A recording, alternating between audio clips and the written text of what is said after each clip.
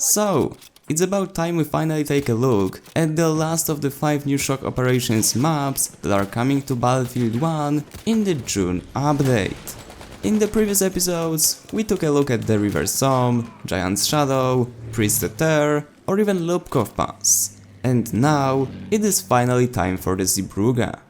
But before we get into the map itself, I just want to mention that unfortunately I was not able to play out the whole round, meaning I was actually only able to see the last sector, which is kind of unfortunate, but when I tried to capture footage, it turned out that CT servers were down for a couple of hours, and then, when I finally managed to get into the city to test it out, it turned out that I joined the last round before DICE shut down the city to update it with the new patch.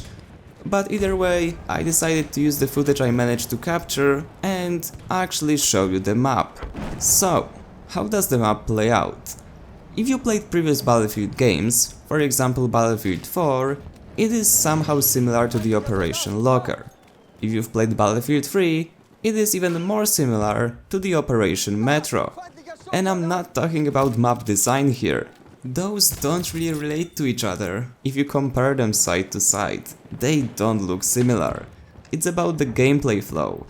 All of those maps are very linear, which means that attackers, if they want to succeed, they basically have to slaughter through defenders to the objective.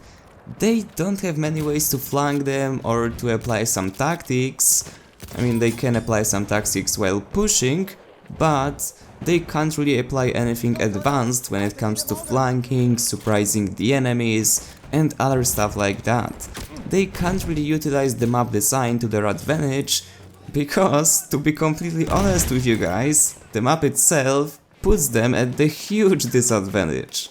If you're a bit crafty, you can try utilizing the water and actually jumping into it to swim around the enemies and surprise them from behind, but again, you're so vulnerable in the water that it doesn't really work. Unless you got dumb enemies, but if they are stupid, you're gonna be able to do pretty much anything you want to. But is it a bad thing that the map is so linear? And in my not so humble opinion, no, it's not a bad thing. We previously didn't really have any map like that, and we finally get something for the infantry players who actually like close quarter combat. Because of DICE reducing the amount of players on the shock operations down to 40 from standard 64 in the normal operations, the game actually feels decent. Not gonna say it's great, because as I've said, I've only got to play the last sector, which isn't really that balanced for the attackers. I personally think there should be added some cover for the attackers on the beach, so that they can actually hide when they get out of the boats instead of getting sniped by the defenders. But, apart from that, the map itself actually works well.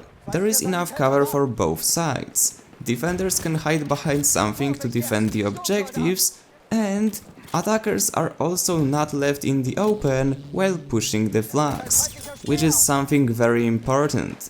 Because if we get maps such as Sinai Desert, where you have to push through an open field to reach the objective, it's not a good gameplay experience. Let's be honest, it turns into a sniper fest.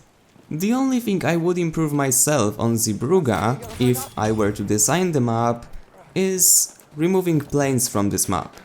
And don't get me wrong here, I know that there is tons of players who like piloting planes in BF1, I also do enjoy it.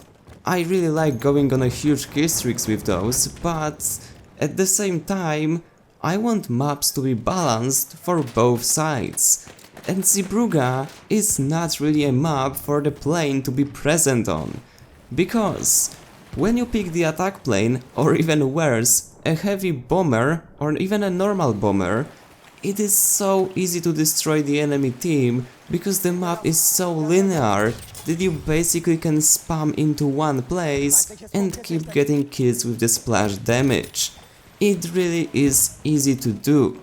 The thing I've noticed with Battlefield 1 is that every single time the map should be infantry only, DICE is still trying to push in the vehicles.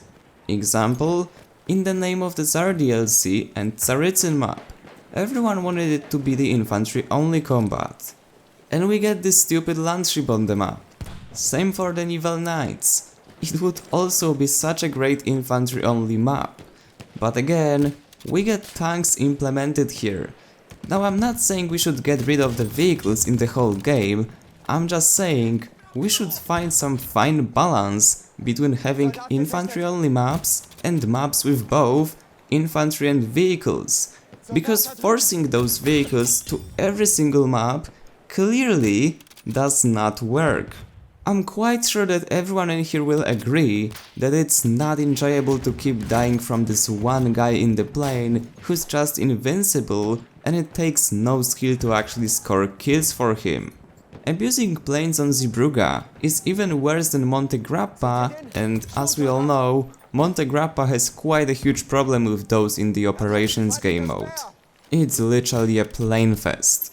But as I've said guys, except for this one thing with the planes, everything else works great. You've got enough cover, you've got a good gameplay flow, and it is actually fun to play this map. So definitely make sure to give it a try when it comes to the vanilla game in June. Also, remember that even though it's a DLC map, you don't need a DLC or premium to play this map in the Shock Operations game mode. Shock Operations are free to everyone. And as always, if you enjoyed, remember to leave a like, subscribe, and I see you on the battlefield.